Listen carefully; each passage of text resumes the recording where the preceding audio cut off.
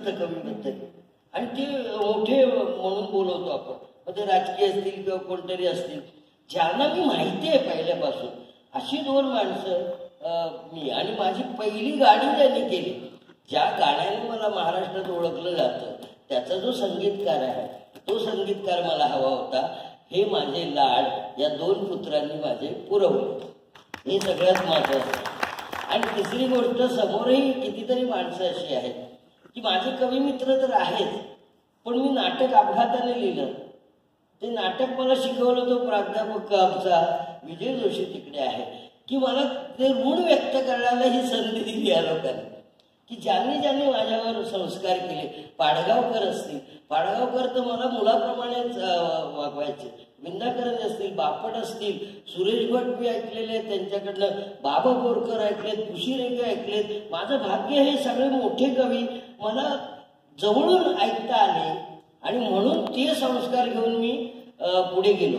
आणि मग ठाण्यात आल्यावर तर काय, मी महाराष्ट्र भूमीत आणि मराठी भाषेत जन्माला आलो याचा मला सार्थ अभिमान आहे.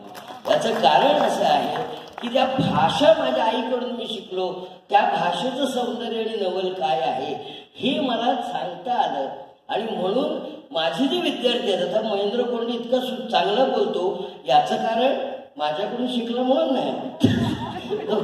खरोखरच हुशार विद्यार्थी सगळे विद्यार्थी माझे ते ज्ञानसाधना कॉलेज, म्हणजे आमच्या कॉलेजचं नाव छोटमोल मोठमोल college of arts and science नाही बरं का. बरं डांगजी गांगजी रुपारेल असं नाही, ज्ञानसाधना.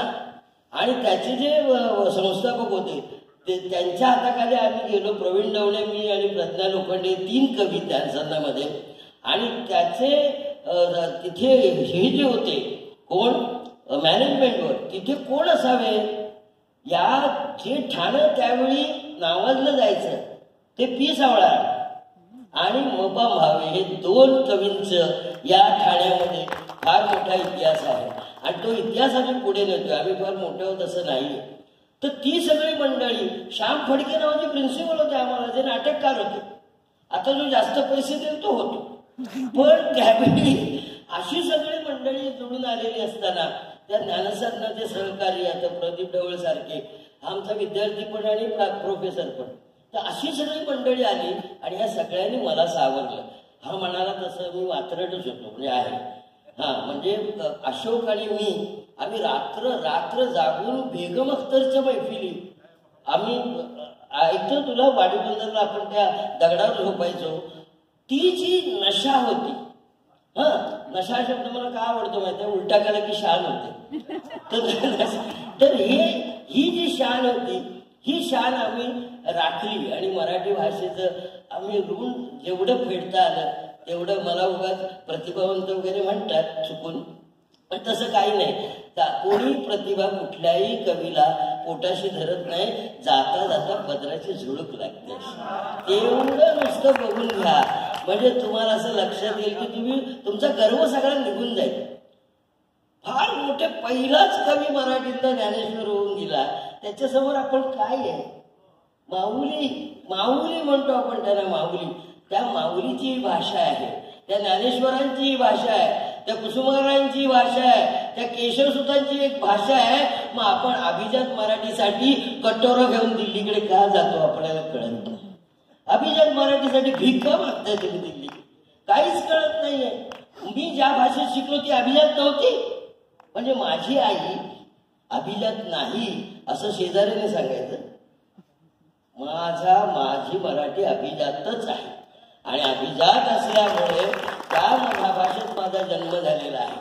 आणि म्हणून ह्या सगळ्यांचं ऋण मला व्यक्त करण्यासाठी मी इथं उभा आहे. कोणाची सगळ्यांची नावं घेण्याचे कारण नाहीये, पण ज्यांनी ज्यांनी मला घडवलं आणि मी घडवलं त्या सगळ्यांचा ऋण व्यक्त करतो. आणि जाता जाता एक पसायदान माझ्या ह्या लाडक्या पुत्राने मला आग्रह केलाय की तुमचं एक पसायदान होऊ द्या. ज्ञानेश्वरांचं पसायदान हे विश्व प्रार्थना आहे. त्यानंतर केशवसूत म्हणाले होते, जिकडे जातो तिकडे माझी भावंडे आहेत, ते एक पसायदान आहे. तुकाराम महाराजांचं आहे, याची दान दे गा देवा, तुझा विसर न व्हावा, हे पसायदान आहे. त्यानंतर कुसुमाग्रज आहेत, जे जे जगी जगते तया माझे म्हणा करुणा करा. ही पसायदान आपल्याला माहितीच आपण एकच त्या चुकीचं पसायदान ज्ञानेश्वरांचं म्हणतो बऱ्याच वेळी.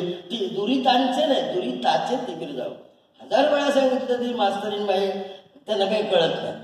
तर त्याच्या पठडीत असलेलं एक पसायदान मी तुम्हाला म्हणतो. मला गळा नाही, मला सा लावता येत नाही, मला आ लावता येतो. कवी आगळा असतो, गायक सूर घेऊन गातो, कवी भाव घेऊन गातो. आणि त्यामुळे कुठल्या शब्दावर कसं वजन द्यावं खरं म्हणजे ट्रॅक तयार आहे. ट्रॅकवर मी पण गातो, पण ट्रॅकवर गाणं सोपं आहे कौशल, कारण मध्ये मध्ये सोडता येतं. पण मी ते नुसतंच म्हणून दाखवतो. 2-3 कडवी आहेत. त्याच्या अगोदर कबीराचा दोहा आहे. आणि हा कबीराचा दोहा जो आहे त्यामध्ये वाईस म्हणजे धर्मगुरू आणि निवर म्हणजे गुरुगुरू, एवढं लक्षात ठेवा. तो असा आहे. मस्जिद में वाइज बांग लगाए, मस्जिद में वाइज बांग लगाए, क्या साहिब तेरा बहरा है,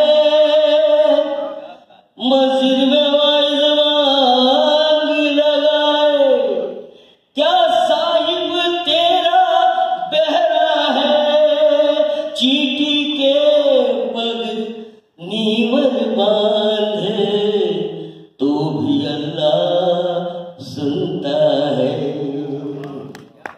फुलांचा रंग घेरे तू, फुलांचा रंग घेरे तू, नभाचा छंद हो रे तू, कुणाचे दुःख झेलावे, कुणाचे दुःख झेलावे, कुणाची खंत घेरे तू, फुलांचा रंग घेरे तू, नभाचा छंद हो रे तू, तुझ्या डोळ्यात पाण्याला, तुझ्या डोळ्यात पाण्याला, तुझ्या ओठात गाण्याला, तुझ्या डोळ्यात पाण्याला, तुझ्या ओठात गाण्याला,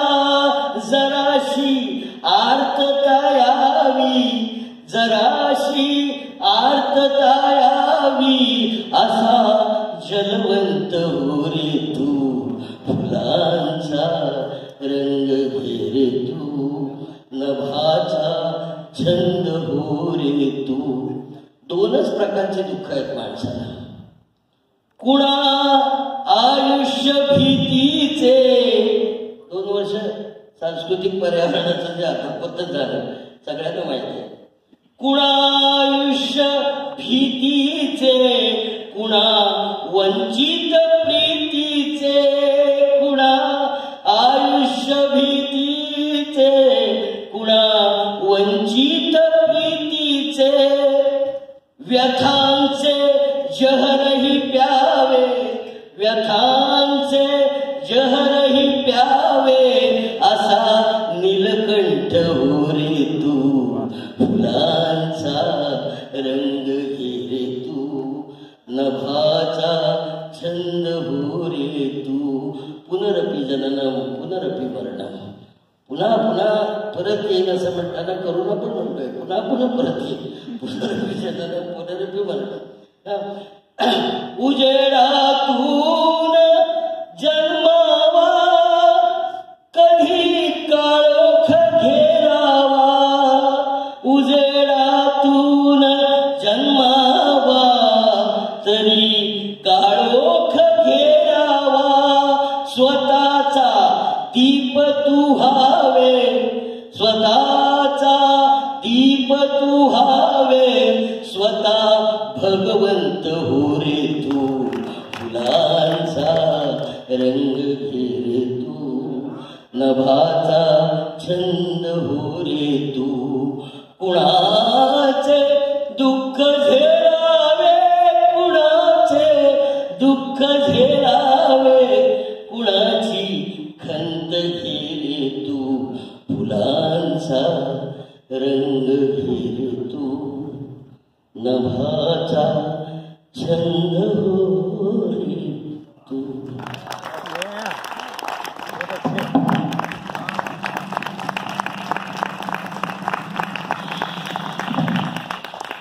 खरं तर या पसायदानानंतर आभार प्रदर्शन करण्याचा मूर्खपणा मी करणार नाही. हे खरं तर श्रेय तिचेच आहे की इतक्या चित्र विचित्र लीलांनी जगलेला हा माणूस तिने तळ पदरावरती झेलला, साक्षात निखारा पदरावरती झेलला, नुसता झेलला नाही तर तो सुलगवत पण ठेवला, तो विझू दिला नाही. आज या सरकारातली वर्षाला निरोप देत असताना आणि मास्तरांच्या या साहित्य गौरवाला आपण सगळेजण उपस्थित आहात, त्यात तिची आठवण काढल्याशिवाय हे शब्द पुढे सरकत नाहीत. आपण सगळे आलात, असंच उदंड प्रेम करत राहा. हा कार्यक्रम यावर्षी सुद्धा रद्द झालाय असं अनेकांना वाटलं. बाहेर ठिकठिकाणी पोलिसांच्या गाड्या फिरतायत. कदाचित आजच रात्रीपासून फार मोठी आचारसंहिता शहरभर असेल आणि म्हणून तरी सुद्धा आपण शेवटच्या क्षणापर्यंत टिकून राहिला. मी आपल्या सगळ्यांचे अगदी ऋण व्यक्त करतो आणि थांबतो.